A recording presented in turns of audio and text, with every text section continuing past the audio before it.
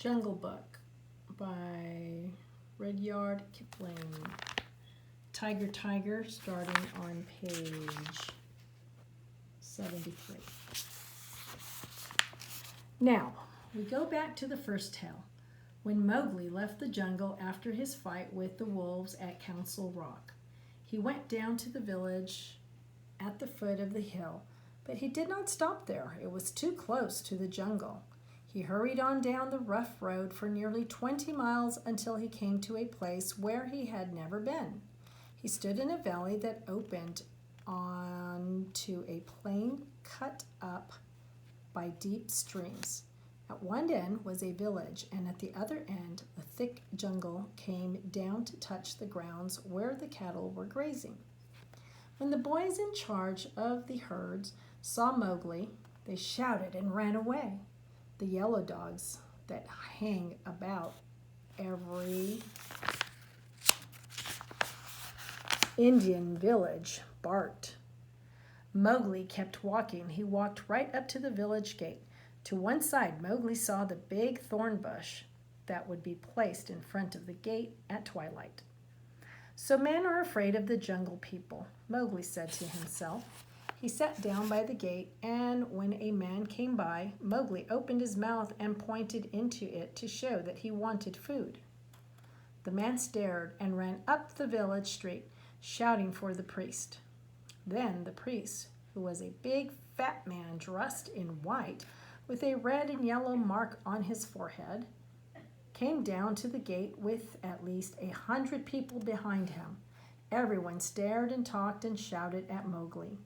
Mowgli did not know what they were saying, for he had never learned the language of man. They have no manners, Mowgli said to himself. Only the great ape would behave like this. He frowned at the crowd. There is nothing to be afraid of, the priest announced. Look at the marks on his arms and legs. They are wolf bites. He is nothing but a wolf child run away from the jungle. Mowgli's limbs were covered in little white scars where the cubs had nipped him harder than they meant to when they played together. But Mowgli would never have called them bites, for he knew what a real bite was. 2 or 3 of the women cried out, "Poor child, bitten by wolves! He is a handsome boy. Messua, doesn't he look like your boy? The one that was taken by the tiger?" "Let me look," said a woman with heavy copper rings on her wrists and ankles. She peered at Mowgli beneath her palm. "He is thinner," she said, "but he has the look of my boy." The clever priest knew Messua had a rich husband who could afford to take in the boy. So he looked up at the sky for a moment and said solemnly, "What the jungle has taken, the jungle has restored. Sister, take the boy to your house." "By the buffalo that bought me," Mowgli said to himself, "all of this talk is like the looking over of the pack. But if I am truly a man I must become." He followed the beckoning woman to her hut. Messua gave Mowgli a long drink of milk and some bread. Then she looked into his eyes. She thought he might truly be her son. "Nathu, Nathu," she called him. "Do you remember when I gave you your first shoes?" She touched his feet. The bottoms were as hard as horn, and Mowgli did not show any sign of remembering. "No," Messua sighed. "These feet have never worn shoes. But you are like my Nathu, and you will be my son." Mowgli felt uneasy. He had never been under a roof before, but when he looked closer, he saw that he could tear the thatch away if he needed to escape. "What good is a man if he doesn't understand men's talk?" Mowgli thought. "I must learn to speak like the people of the village." So, as soon as Messua pronounced a word, Mowgli imitated it almost perfectly. Before dark, he had learned the names of many things in the hut. Bedtime was difficult. Mowgli did not want to sleep under anything that looked like a panther trap. When Mowgli's new parents shut the door, Mowgli went out the window. "Let him go," said Messua's husband. "He has never slept in a bed before, and if he is truly our son, he will not run away." Mowgli stretched out in some clean grass on the edge of the field, but before he had closed his eyes, a soft gray nose poked him under the chin.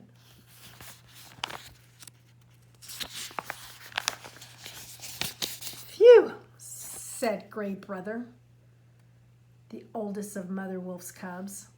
"Little brother, you smell of wood smoke and cattle, like a man. This is the reward I get for following you 20 miles?" Mowgli hugged the wolf. "Are all well in the jungle?" he asked. "All except the wolves burned by the red flower, and Shere Khan. He has gone to hunt far away until his coat grows back. But listen, he has promised that when he returns, he will lay your bones in the Wangunga River." Gray Brother said. "I have made a promise myself," Mowgli replied. "Tonight I am tired from so many new things, but it is good to have news." Gray Brother, "Will you always bring me the news?" "Will you forget you are a wolf?" Gray Brother asked anxiously. "Never. I will always remember that I love you and the others that grew up in our cave," Mowgli answered. "But I will also remember that I have been cast out of the pack. You may be cast out of another pack. Men are only men, little brother," Gray Wolf said. "When I come next, I will wait in the bamboo at the edge of the grazing ground." For 3 months, Mowgli hardly left the village gate. He was busy learning the ways of men. He had to wear a cloth around his waist, which annoyed him terribly. He had to learn about money, which he did not understand at all. He also learned to plow the field, which he thought was useless. The other children in the village were not always nice to Mowgli. Luckily, the law of the jungle had taught him to keep his temper. That and the knowledge that it was unsportsmanlike to kill naked cubs kept him from hurting the village children. When they made fun of him, Mowgli could have caused a lot of damage. In the jungle, he was weak compared to the beasts, but in the village, Mowgli was said to be as strong as a buffalo. Many of the village rules confused Mowgli. He did not understand the strange customs of men, so he made many mistakes. To keep Mowgli out of trouble, the priest recommended that he be sent to work as soon as possible. When the village headmen assigned Mowgli to take the buffalo to graze the next day, no one was happier than Mowgli. The night he was appointed to be a herder, Mowgli went to the village circle. The men of the village met under a great fig tree to smoke and gossip. The headman and the barber and old Buldeo, the village hunter, were gathered there, along with many others. They sat around late into the night telling wonderful tales of gods and men and ghosts. Above them, the monkeys in the trees listened. Below them, under a platform, a sacred cobra lay curled up with a plate of milk. Okay, we'll stop there.